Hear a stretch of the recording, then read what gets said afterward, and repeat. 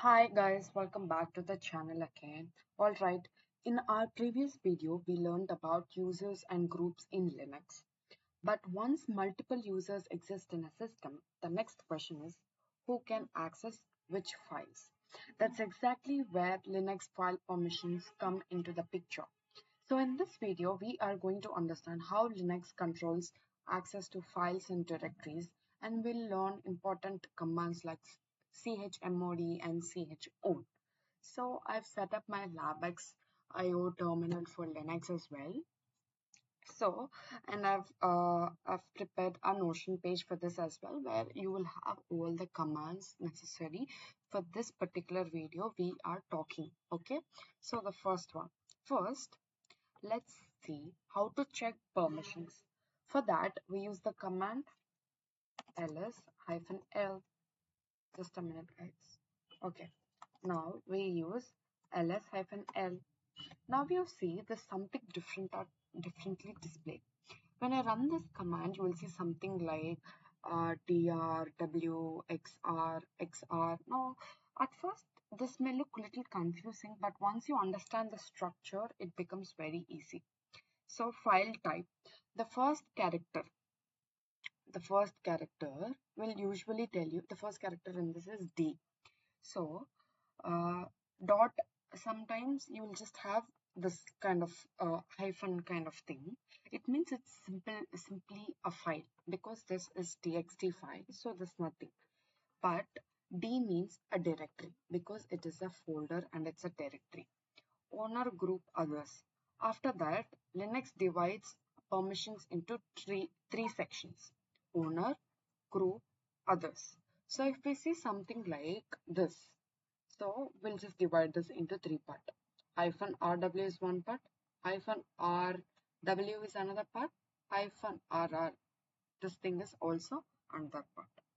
So, so it means the owner has RWX. So that means the group has R minus X. Sorry, I'll just explain you clearly more, okay? So in this part, R means read, W means write, X means execute. Read means you can open the file, write means you can modify it, execute means you can run it as a program or a script. Now, so I'll just break down here, okay? So hyphen RWX, hyphen RX, this thing is there. So if you see hyphen, it is a file type. So RWX means the owner has the permission to read, write, and execute. Now group. So as I told you, this is sudo group, this is a developer group. So what are all the permission I can give? Read hyphen X. So you can read and execute, not write into it. And now the other permission, other people only have read-only access. So simple, right? R means read, W means write, X means execute. So permissions are divided into three types: owner, group, others. So owner has RWX, R minus X is for group.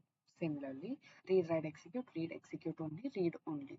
And now you have numeric permission system also. Permissions can be represented using numbers as well. Each permission will have a value.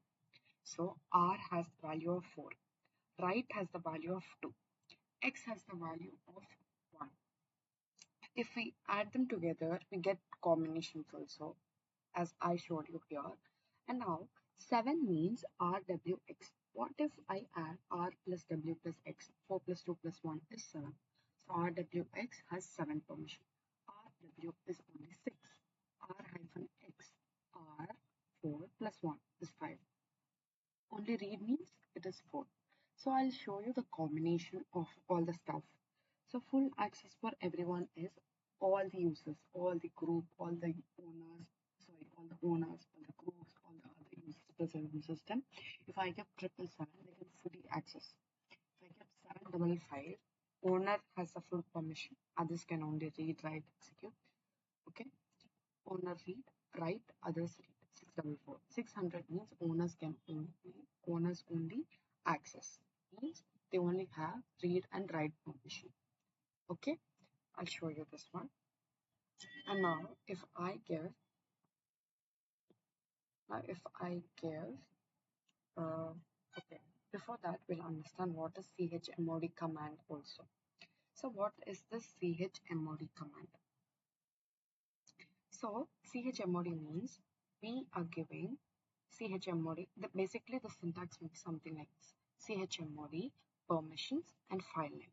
And the permissions is you can get 777, something like this. Okay, so chmod, I'll just show you how it works. Okay, chmod 777.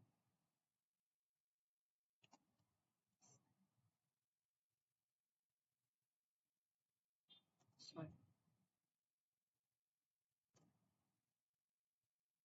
Now if I check, so see, so RWX means it has full access. So it works like that. So now permissions can also be modified using symbols. So now I'll tell U is for user, G is for group, O is for others, A is for all. So now I'll just make a script. How to create a script? Touch. Just a minute, guys. Okay.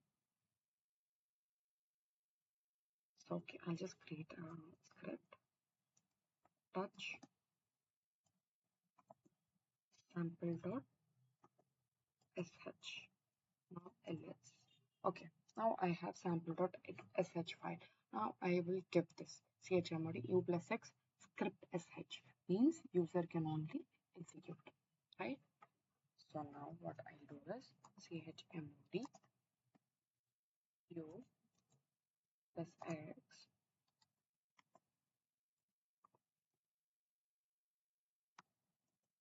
right? So see, for better understanding of showing, you can just get this. See, now the user, the owner can have all the permission, right?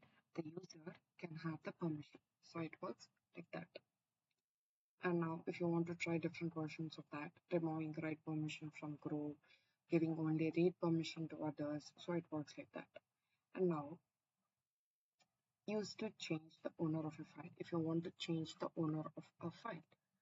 So because I don't have any users in this, I'm just gonna show you demo. Sudo chown John txt. If there's a John user existing in our system, chown John demo.txt, and you can change the owner and group together also using this command. So for that, I will just create this. Okay, now I'll just paste this. Okay, clear this. ls. Okay, you see a demo.txt file. Now I'll check what are the permissions I have for that demo.txt file.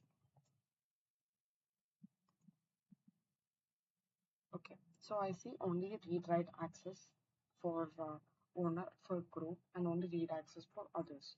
Now I'll just give full permission.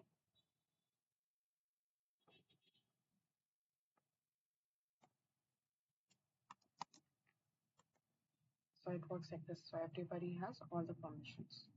So it works something like that. Okay. So key takeaway is how our ls-l works, how our chmod works, how both numbering way and way, like alphabet way, how it works, how can you give that, how can you change the user to own a particular directory or a particular file. So you can use this command and check it out, and you can make sample txt files, sample script files, and check how overall permission works. So this is my video. Thank you so much for watching. If you have any doubts, please comment down in comments below. I'm really happy to help you out with this. In our next video, we will move into Linux networking commands, which are very useful when you're working with servers. So it's very easy. Thank you for watching.